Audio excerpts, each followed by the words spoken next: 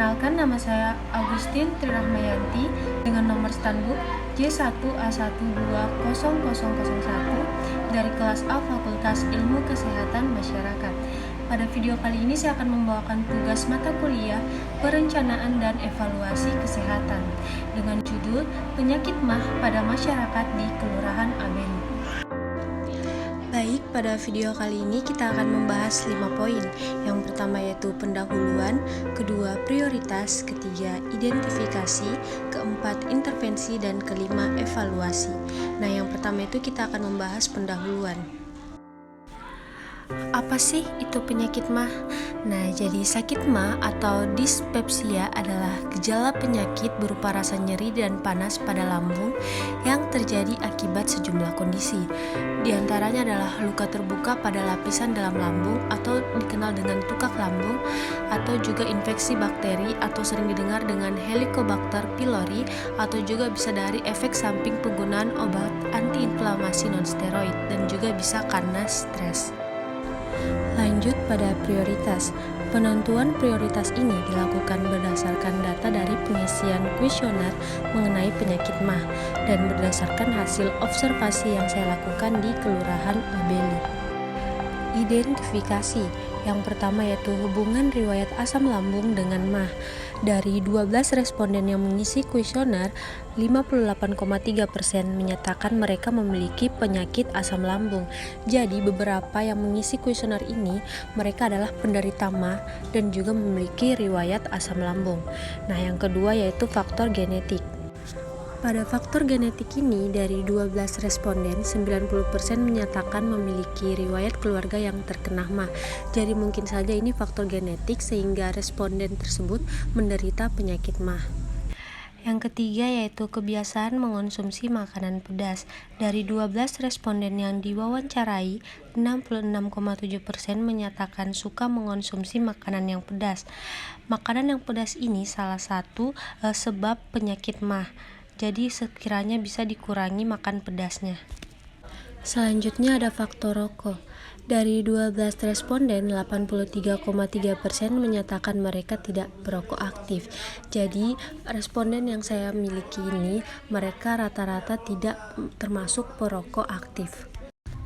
Pada faktor cemas dan stres, dari 12 responden, 83,3% menyatakan mereka sering merasakan cemas dan gampang mengalami stres. Nah, ini juga merupakan salah satu penyebab penyakit MAH. Selanjutnya, berbaring sehabis makan. Dari 12 responden ini sama ratanya, yaitu 50% sering langsung berbaring setelah makan dan 50% tidak melakukan hal tersebut. Jadi ini sama rata hasilnya. Pada porsi makan, dari 12 responden, 75% memiliki porsi makan yang tidak besar. Jadi rata-rata mereka ini memiliki porsi makan yang sedikit. Pada jumlah makan per hari, berdasarkan hasil, responden 50% makan 2 kali sehari dan 41,7% makan 3 kali sehari. Pada faktor mengonsumsi alkohol, dari 12 responden, 91,7% tidak sering mengonsumsi alkohol. Jadi responden yang saya miliki ini rata-rata tidak sering mengonsumsi alkohol. Pada pertolongan pertama pada penderita MAH, dari 12 responden yang diwawancarai, 66,7% meminum obat saat MAH tiba-tiba kambuh. Jadi beberapa orang ini lebih memilih minum obat daripada pergi ke dokter, karena mungkin dengan minum obat, MAH yang tadinya muncul itu bisa dengan segeranya hilang. Intervensi. Model intervensi ini adalah intervensi kesehatan masyarakat karena pemahaman dan pengetahuannya masih kurang. Makanya perlu edukasi yang mudah dipahami untuk mengenal penyakit MAH. Wujud adanya kemandirian masyarakat dalam mengenal dan mencegah MAH adalah mereka tahu dan mampu menerapkan pola hidup sehat dengan melakukan PHBS sebagai budaya hidup sehari-hari mereka. Evaluasi. Sebagian besar responden mulai memahami tentang pengertian, penyebab, cara menularnya, dan pertolongan pertama yang harus diberikan.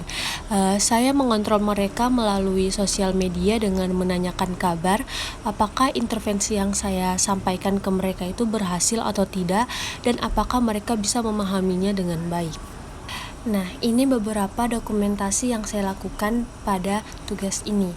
Nah, di sini saya memberikan intervensi dan juga ada beberapa yang saya meminta evaluasi tentang penyakit MAH ini.